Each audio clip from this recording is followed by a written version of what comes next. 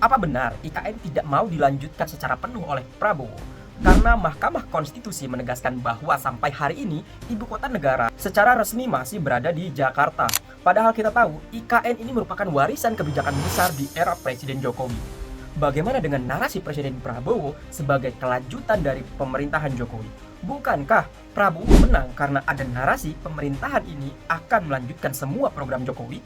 Apalagi sampai saat ini Presiden juga belum menerbitkan keputusan Presiden atau Kepres sebagai dasar formal pemindahan ibu kota ke IKN. Dengan belum diterbitkannya Kepres, publik melihat bahwa IKN mungkin memang belum menjadi prioritas utama Presiden Prabowo saat ini.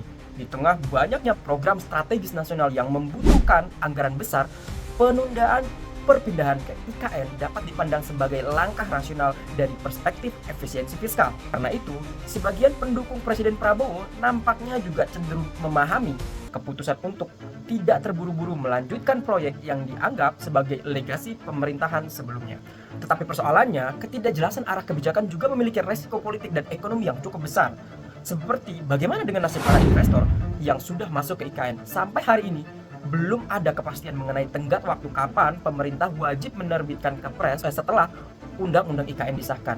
Jika ketidakpastian ini terus berlanjut, bukan tidak mungkin kepercayaan investor akan menurun, dan kalau investor mulai menarik diri karena ketidakpastian proyek ini, resiko terbesar yang muncul adalah IKN berpotensi menjadi proyek yang mangkrak dan justru membebani legitimasi pemerintah di mata publik. Menurut kalian, apakah langkah Presiden Prabowo menunda pemindahan ibu kota merupakan keputusan strategis yang realistis dalam kondisi ekonomi saat ini, atau justru berpotensi menciptakan ketidakpastian yang membuat proyek IKN semakin terancam dalam proses realisasinya? Langsung saja komen dan jangan lupa follow akun ini.